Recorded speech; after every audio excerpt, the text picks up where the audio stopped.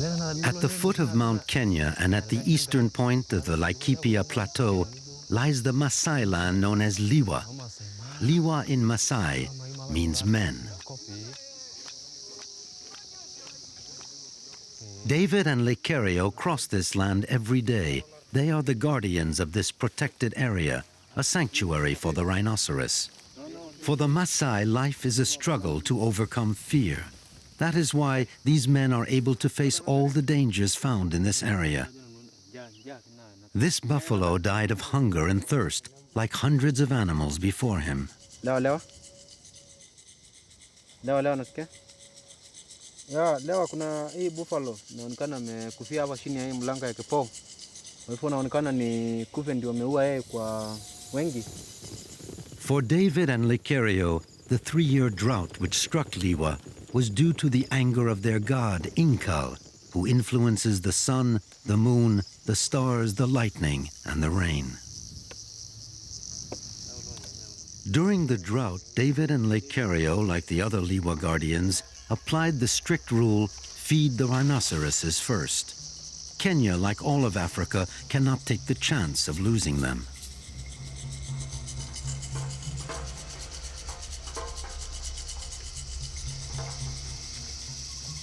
Lewa is a 16,000-hectare enclosure. Only one opening, 30 meters wide, enables animals to come and go. The rhinos, however, are not allowed out. It's too dangerous for them outside. The two guardians checked that the little stone wall used to stop the animals wasn't damaged when the rain finally began to fall 2 weeks ago. David has found a rhino that died of old age. It's a sad moment for the guardian. Ian, the owner of the land, arrives to take stock of the situation and to take the animal's horn before it falls into the hands of poachers.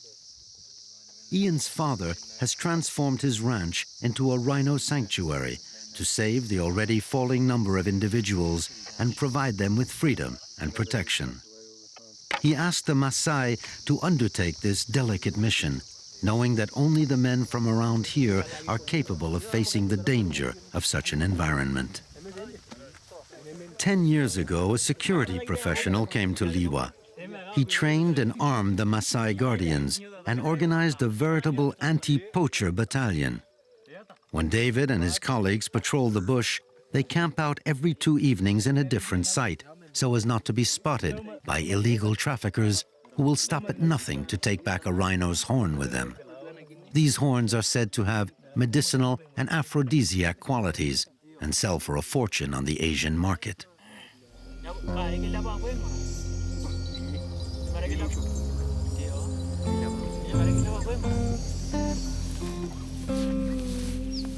Before working at Lewa, David saw the rhinoceros as a threat to the food supply of the village's cows and goats.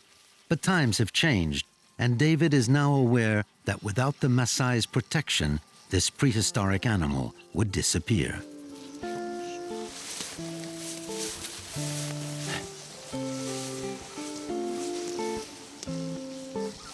This 1-year-old rhino was abandoned by its mother, and David bottle feeds it.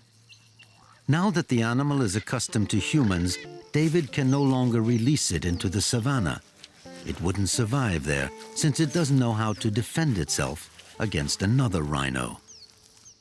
Like this young male, for example, Makora, who was fighting as recently as the previous night. Makora is a white rhino. The word white is a deformation of the Afrikaner word weit, meaning wide, characterizing the width of the animal's square mouth. Makora was injured by a horn under his left eye, and flies are already flocking around the wound. The infection is spreading, and the men have to intervene as quickly as possible.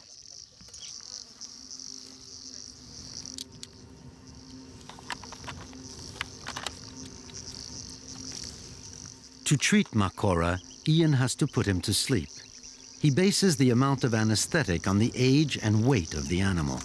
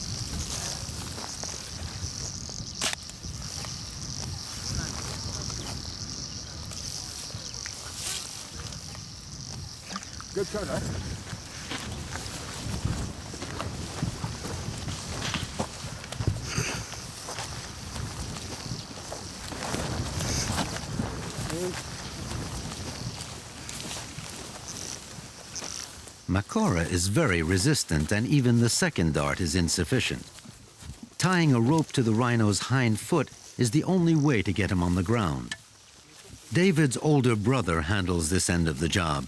Of all the Massai working at Lewa, he is the most experienced in this sort of activity.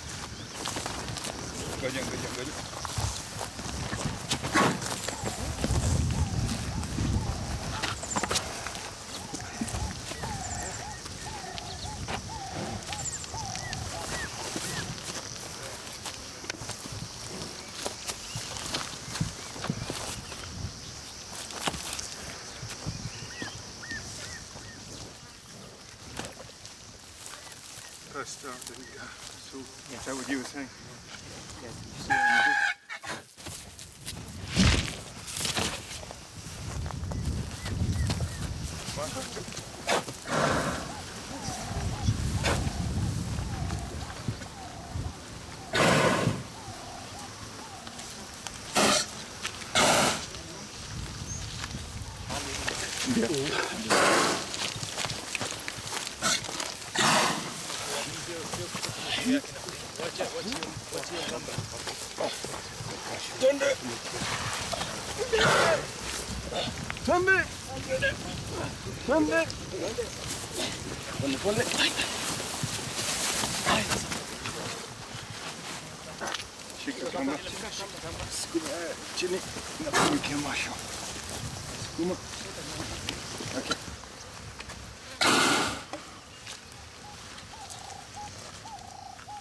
Ian applies an antiseptic to stop the infection. And David pours water on the animal to prevent dehydration.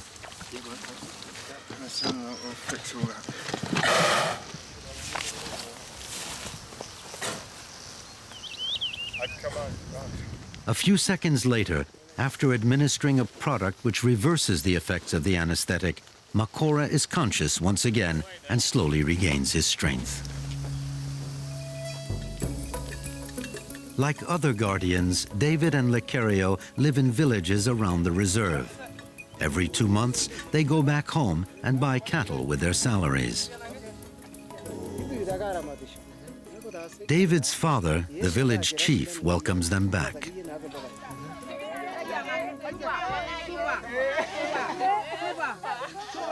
The women are the guardians of the village, and David's mother is their representative. When there's a problem, she discusses it with the men.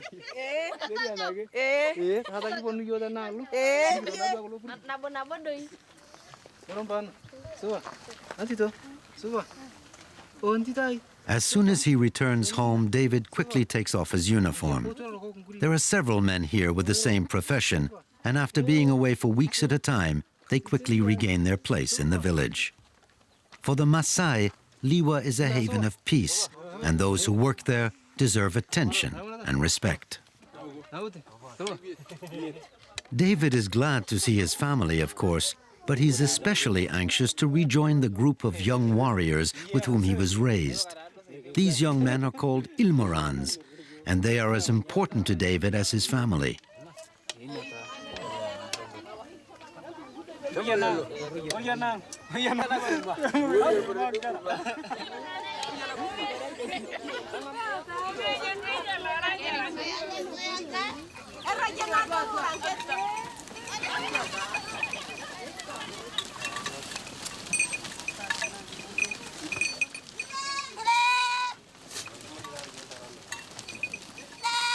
While they are still adolescents, Massai boys must take their animals into the bush alone to graze.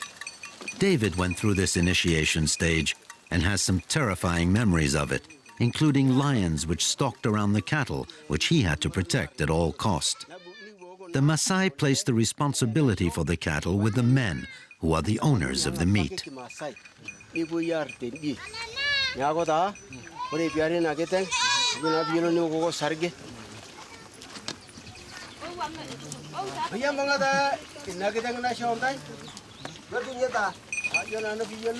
To celebrate his son's return, David's father offers a goat to the young warriors. According to tradition, the goat must be purified with the juice preserved in a gourd, and then taken outside the village, far from everyone, to be sacrificed.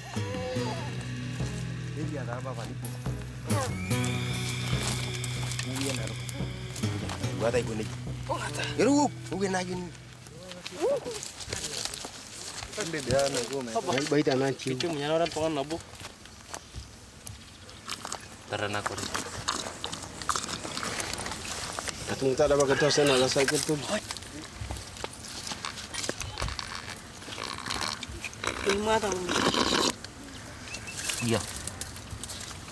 Lu tahu kok.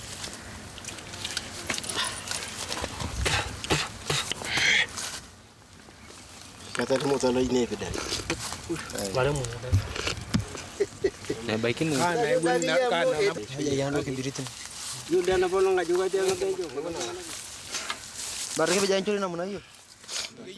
As they all share the meat, David talks about his experiences at Lewa. Thanks to him, his friends also realize that times have changed and that protecting wildlife helps them to preserve their ancestral way of life. If the savannah doesn't remain the same, they will be forced to leave it for the poor suburbs of big cities. Although the meat belongs to the men, the milk is for the women. Their job is to milk the animals and to take care of the gourds from which it is drunk.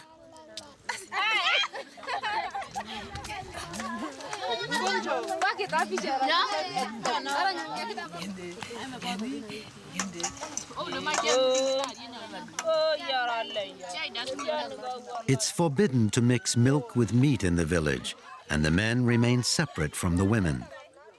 A Massai legend says that in the beginning, men and women formed two different tribes.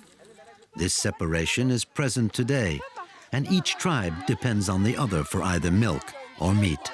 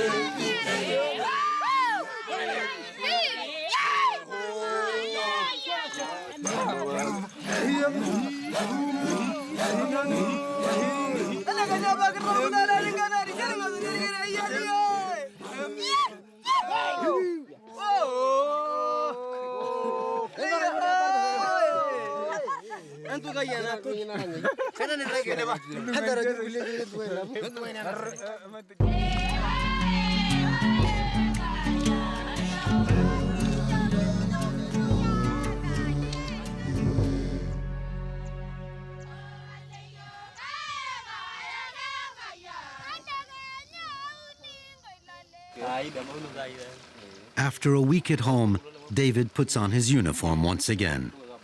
He adjusts quickly to his two very different ways of life and cannot decide which he prefers. Whether it's his village or Lewa, he always goes back to it with great pleasure.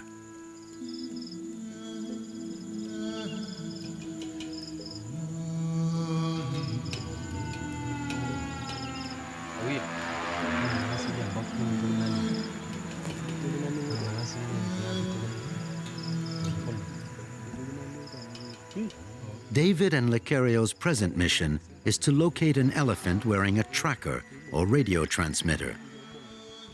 When the two men are on elephant territory, they're always very careful.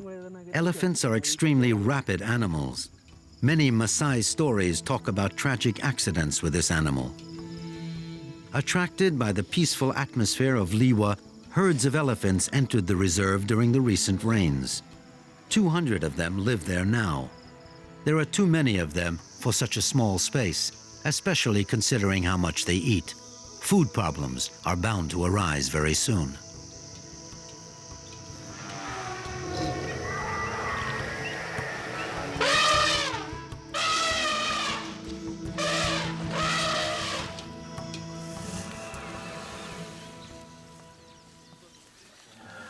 The reason why the reserve has equipped some animals with trackers is in order to locate them and better understand their migratory behavior.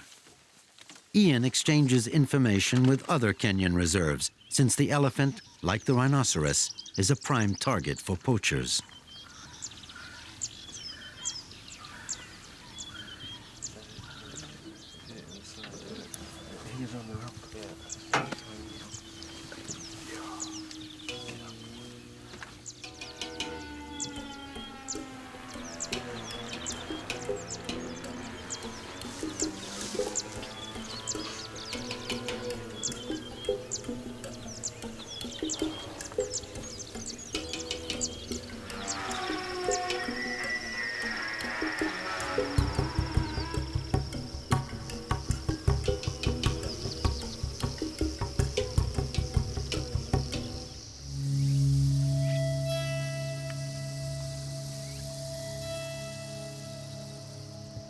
Milionda is a rhino that David knows well. He has boundless energy, and when Rita, the female, is ready to be fertilized, he is never far away. This time, however, David notices something strange in his behavior. Lewa guardians must also observe animals to see if they are in need of treatment. And David's fears are well-founded. Milionda's left eye has been attacked by ticks. The rains bring with them a number of problems, notably the return of blood-sucking parasites. Rhinos have very poor vision because of the way their eyes are positioned. They are nevertheless indispensable. Their highly developed hearing and sense of smell are not enough to assure their survival. A blind rhino is a potentially dead animal. Naona maisha hapana mzuri. Hivyo nataka tu kuja kuangalia maisha yake hapo.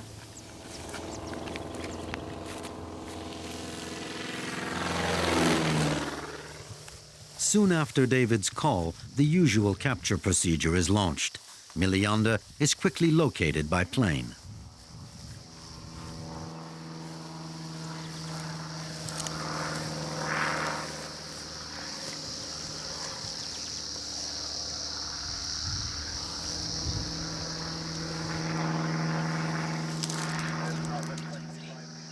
Once captured and put to sleep, time is again a major factor. For a rhino, being anesthetized is a cause of great distress. In order to shorten the trauma as much as possible, Ian gives him a very weak dose, which will not last very long.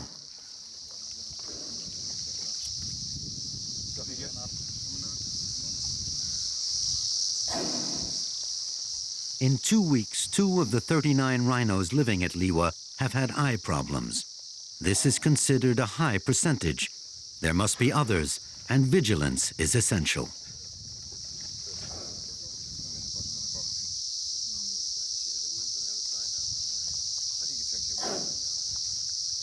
I've got some betadine spray.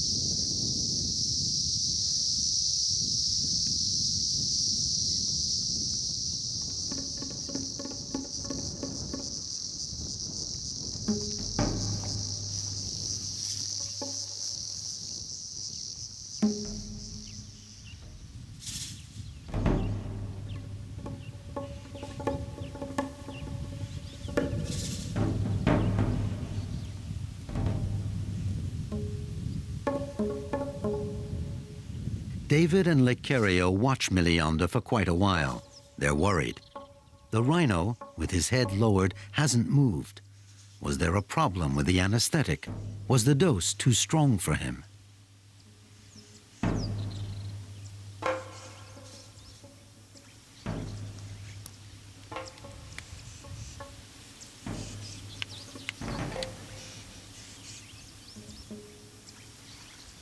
His reflexes are almost non-existent, and his reactions very slow.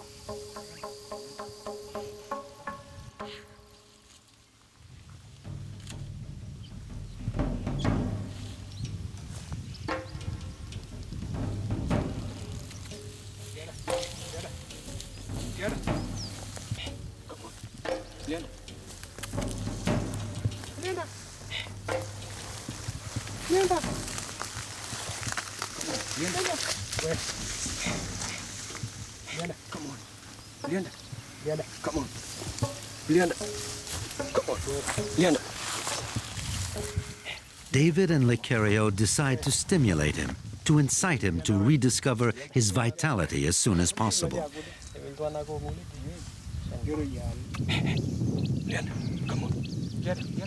When they finally see him leave, they feel a sense of pride.